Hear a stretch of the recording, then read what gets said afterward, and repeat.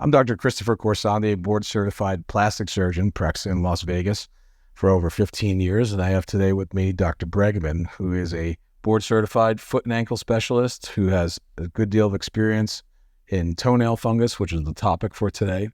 Dr. Bregman has been participating in toenail fungus treatment studies for a number of years. He's an expert in the field, and he's going to give us some insights into the treatment of toenail fungus and try to debunk some of the mysteries. So, Dr. Bregman, what is the cause of toenail fungus, and how do you know if you actually have toenail fungus? That's a great question, Dr. Khorsandi. First of all, the identification of fungus. Some people think it's necessary. Some people don't think it's necessary. You mean kind of getting a sample of it to figure out exactly what it is, or?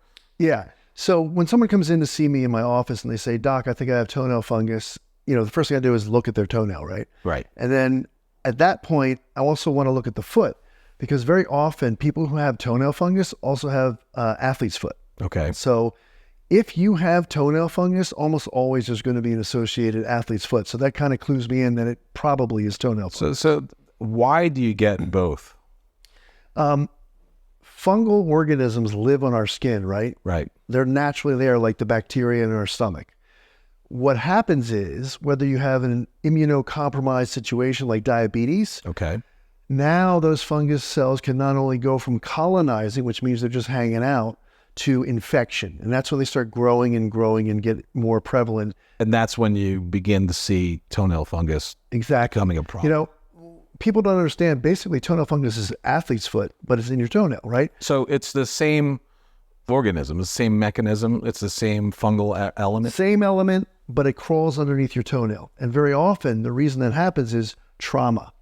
Whether that's wearing shoes that are too tight that crunch on your nail, or you're a runner and you're constantly banging your toenail and those little fungus crawl underneath your toenail and make a little happy home. They just need to get in and a little bit of a break in the skin or underneath the nail or just a little bit of trauma. And that same thing that causes that athletes with the itchy foot now can turn into something that's a lot more stubborn. Exactly, yeah. And it's really hard to treat toenail fungus because once it gets underneath the nail in the bed, then it sort of like embeds itself in there, and it's got a roof over its head, right? It's got a nice home. Yeah, and it's hard to get to. Exactly. Okay. And penetrating that nail is so important with product.